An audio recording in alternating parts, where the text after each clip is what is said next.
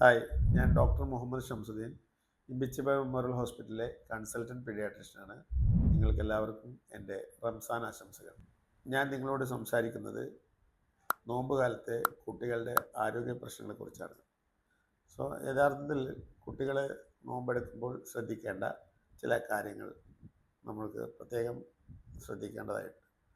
സാധാരണഗതിയിൽ കുട്ടികൾക്ക് നോമ്പെടുക്കുന്നുണ്ടാകുന്ന പ്രശ്നങ്ങളെന്ന് പറഞ്ഞാൽ നിർജ്ജലീകരണമാണ്, ഡീഹൈഡ്രേഷൻ. ശരീരത്തിലെ ജലാംശം നഷ്ടപ്പെടും. അതുകൊണ്ട് തലവേദന, ക്ഷീണം, ഛർദ്ദിക്കാൻ വരിക, അതുപോലെയുള്ള ബുദ്ധിമുട്ടുകൾ ഉണ്ടാവും. ഇത് പരിഹരിക്കുന്നതിന് വേണ്ടി നമ്മൾ നോമ്പ് സമയങ്ങളിൽ, നോമ്പ് തുറന്ന ഉടനെയും അതുപോലെ അത്താഴത്തിന് മുമ്പുമായിട്ട് ധാരാളം വെള്ളം കുടിക്കണം.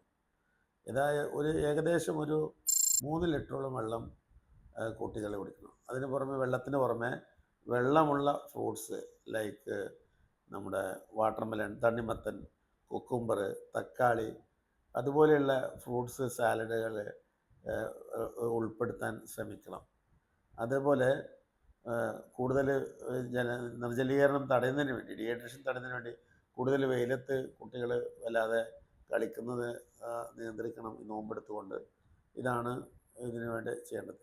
പിന്നീട് ഉണ്ടാകുന്ന മറ്റൊരു പ്രശ്നം എന്ന് പറയുന്നത് ദഹന സംബന്ധമായിട്ടുള്ള പ്രശ്നങ്ങളാണ് ഉണ്ടാവാറുള്ളത്.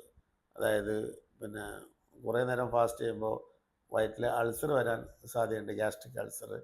അപ്പോൾ ഇത് തടയുന്നതിന് വേണ്ടി നമ്മൾ ഈ പറഞ്ഞ പോലെ തന്നെ വെള്ളം ധാരാളം കുടിക്കുക. പിന്നെ ഭക്ഷണത്തിന് ഒരു ഗ്യാപ്പ്, ഒന്നിച്ച് നോമ്പ് തുറന്ന ഉടനെ മുതൽ രാത്രി ഫുള്ള് ഭക്ഷണം കഴിക്കുന്നത് നിയന്ത്രിച്ച് നോമ്പ് തുറന്ന ഉടനെ കഴിഞ്ഞ് കുറച്ച് സമയം വിട്ട് കഴിക്കുന്നത് നന്നായിരിക്കും. എരിവുള്ള ഭക്ഷണങ്ങൾ ലൈക്ക് സ്പൈസസ് ആയിട്ടുള്ള ഭക്ഷണങ്ങൾ, സ്റ്റോർഡ് ആയിട്ടുള്ള ഭക്ഷണങ്ങൾ, അച്ചാർ, അതുപോലെയുള്ള ഭക്ഷണങ്ങൾ, മധുരം കൂടുതലായിട്ട് ഉപയോഗിക്കുക, ഇതൊക്കെ കുറക്കുക. പിന്നെ നാരുള്ള ഭക്ഷണങ്ങൾ, ഫൈബർ കണ്ടൻ്റുള്ള ഭക്ഷണങ്ങൾ ഒക്കെ ഭക്ഷണത്തിൽ ഉൾപ്പെടുത്തുക. ഇതാണ് പിന്നെ അൾസർ തടയുന്നതിന് വേണ്ടി നമ്മൾ ശ്രദ്ധിക്കേണ്ടത്. പിന്നെ കുട്ടികൾക്ക് ഉണ്ടാകുന്ന വേറൊരു പ്രശ്നമാണ് യൂറിനറി ട്രാക്റ്റ് ഇൻഫെക്ഷൻ വരാറുണ്ട്. മൂത്രത്തിൽ പഴുപ്പ് വരാറുണ്ട് നോമ്പ് കാലത്ത്. അതിന് സിംറ്റംസായിട്ട് അനുഭവപ്പെടുക ഛർദിയായിട്ടും പനിയും അതുപോലെ അടിവയറ്റിൽ വയറുവേദനയായിട്ട് ഉണ്ടാവാറുണ്ട്. അതൊക്കെ ഈ വെള്ളം ധാരാളം കുടിക്കുന്നത് കൊണ്ട് നമുക്ക് തടയാൻ കഴിയും. പിന്നെ മറ്റൊരു പ്രശ്നമാണ് മലബന്ധം, അതുപോലെ തന്നെ വയറിളക്കം. ഇത് രണ്ടും ഉണ്ടാവാറുണ്ട്. അത് മീറ്റ്, ഇറച്ചി, അതുപോലെയുള്ള നോൺ വെജിറ്റേറിയൻ ഫുഡ് കൂടുതലായി കഴിക്കുന്നതുകൊണ്ട്, പൊരിച്ച കടികൾ, ഫ്രൈഡ് ഐറ്റംസ്, പിന്നെ അതുപോലെ ജങ്ക് ഫുഡ്സ് ലൈക്ക് ബ്രോസ്റ്റ്, അങ്ങനത്തെ സാധനങ്ങളൊക്കെ നോമ്പ് കാലത്ത് കഴിയുന്നതും ഒഴിവാക്കുക. ഇത് മലബന്ധത്തിന് കാരണമാകാറുണ്ട്. ഇതിനും അതേപോലെ തന്നെ നമ്മൾ വെള്ളം ധാരാളം കുടിക്കുക.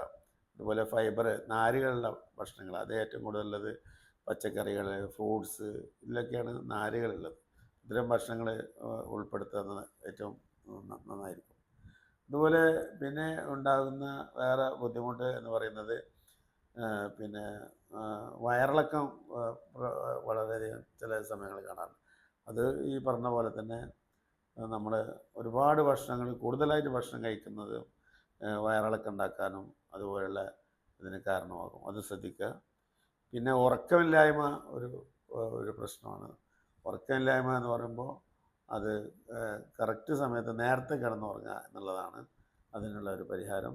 എന്നിട്ട് ഏറ്റവും നേരത്തെ എഴുന്നേൽക്കുക. ഇപ്പോൾ അത്താഴം കഴിക്കുമ്പോൾ നേരത്തെ എഴുന്നേറ്റ് നിൽക്കുമ്പോൾ അതൊരു ചിട്ടയായി വരുമ്പോൾ ജീവിതത്തിൽ പിന്നീടുള്ള കാലഘട്ടങ്ങളിലും അതൊരു പ്രാക്ടീസായി മാറും. അത് നമ്മുടെ വീണ്ടും ആ വ്യക്തിയുടെ മാനസിക വളർച്ചയ്ക്കും വളരെ നന്നായിരിക്കും. അപ്പോൾ ഇത്തരം കാര്യങ്ങളാണ് ശ്രദ്ധിക്കേണ്ടത്. അതുപോലെ പകൽ ഉറക്കം, പിന്നീട് ഉറങ്ങാതിരിക്കുക, അതുപോലുള്ള കാര്യങ്ങളൊക്കെ ശ്രദ്ധിക്കുക. ഇത്രയും കാര്യങ്ങളാണ് ഇതിനെ പറ്റിയിട്ട് പറയാനുള്ളത്. ഓക്കെ. മാതാപിതാക്കൾ ഇത്തരം കാര്യങ്ങളിൽ പ്രത്യേക ശ്രദ്ധ ചെലുത്തി കുട്ടികളെ നോമ്പ് എടുത്ത് പരിശീലിപ്പിക്കാവുന്നതാണ്.